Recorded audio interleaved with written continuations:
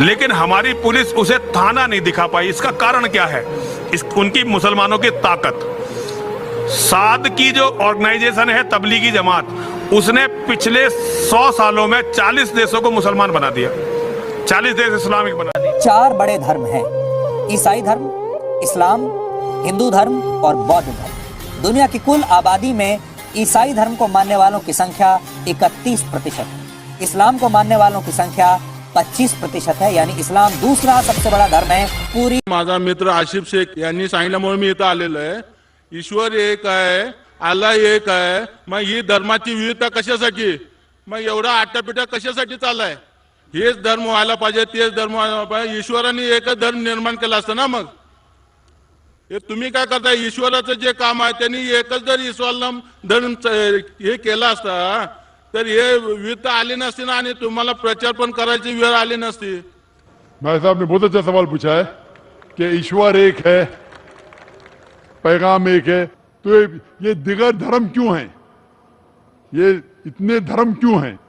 इसीलिए कुरान मजीद में लिखा है कि अल्लाह सुब्हाना व तआला ने एक ही मजहब भेजा है।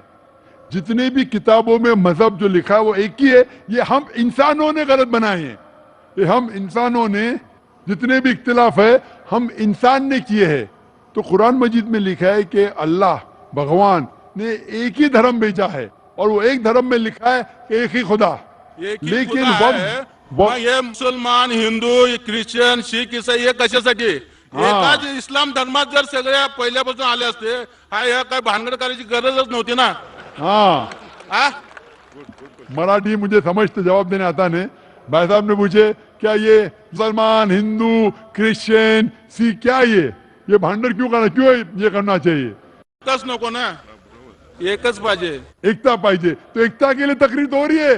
नहीं, इसीलिए तो आज भांडर हो रहा है, गड़बड़ हो रही है, इसीलिए तो तकरीर कर रहा हूँ। अगर भांडर नहीं होगा तकरीर क्यों करूंगा मैं? नाही, भांडण असं म्हणत नाही। देवाने इस्लाम धर्मात सगळ्यांना जन्माला घातलं असतं, हे आटापिटा झाला नसतं ना। हाँ, तो इसीलिए आप देखेंगे जो आप कह रहे हैं, हर किताब में लिखा हुआ है कि आप भगवान के पैगाम पे अमल करो।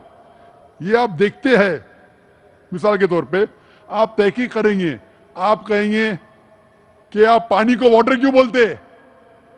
ये पानी, वाटर, जल क्या है? सिर्फ पानी कहो। ये सगळ्यांनी मानायला पाहिजे ना। पानी कह सकते, जल कह सकते, पानी कहते हिंदी में, जल कहते संस्कृत में, वाटर कहते इंग्लिश में, मोया कहते अरबिक में। लेकिन मैं कहना चाहता हूं कि अगर आप तहकीक करेंगे, सब मजहब, सब धर्म का पैगाम एक ही है। वो मिलावट को हटा दो, जो यकसा है उसके ऊपर अमल करो।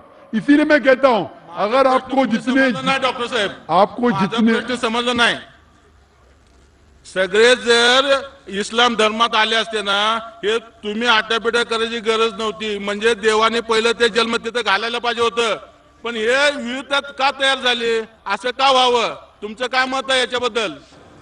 क्या बोले, जरा मराठी इतनी मेरी अच्छी नहीं, समझ गया हूं मैं। आप ये कहना चाहते हैं कि आप क्यों कहते हैं कि इस्लाम ही सही है? नहीं, आप इस्लाम बोल रहे हैं तो भगवान ने वो इस्लामी एक ही करना मांगता था ना। वो हिंदू, मुस्लिम, सिख से ऐसा क्यों हुआ? भाई साहब, मैं आपके सवाल को अच्छे से समझ चुका हूँ। आप शायद हिंदी नहीं समझते। मैं जवाब देने जा रहा हूँ, बीच में बोल रहे। अब मैं जवाब देने जा रहा हूँ, बीच में बोल रहे।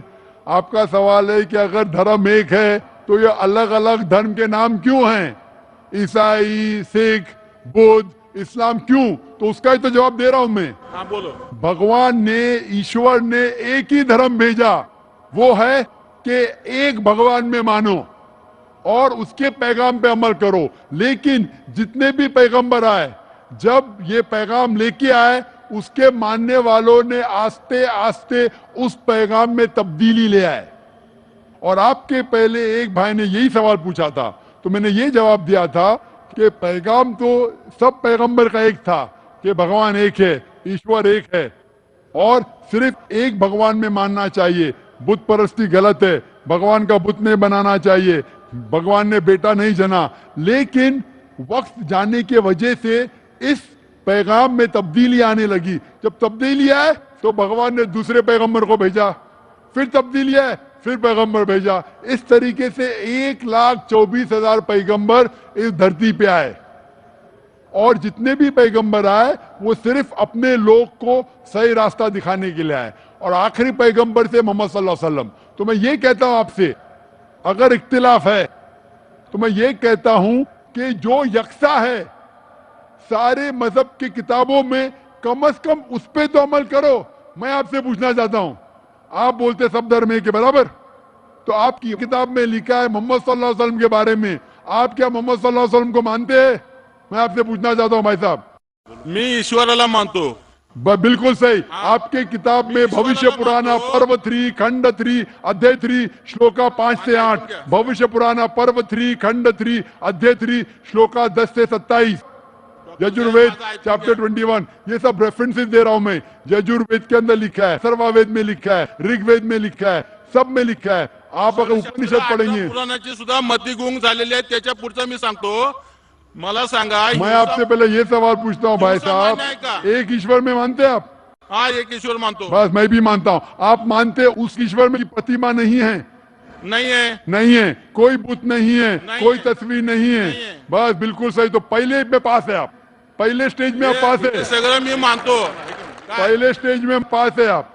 तो ये बात आप जो हिंदू स्क्रिप्चर की मानते हैं, उसके आगे आपके धर्म की किताब में लिखा है कि कल की अवतार आने वाले, उस कल के अवतार के माँ का नाम है सुमति, उसके वालिद का नाम है विष्णु यश। डॉक्टर साहेब, भाई साहब, ये लेक्चर डिबेट नहीं हो रहा है। काय विचारतो त्याचं आता दुसरं उत्तर द्या। आप सुनिए, एक आपने ईश्वर ते झालं, ते कलकीचं मला नका सांगू। मी काय विचारतो, हिंसा मान्य आहे का तुम्हाला? आप हिंदी में बात करेंगे जरा, हाँ, ये हिंसा मराठी में मान्य है लेक्चर क्या? नहीं हो रहा है।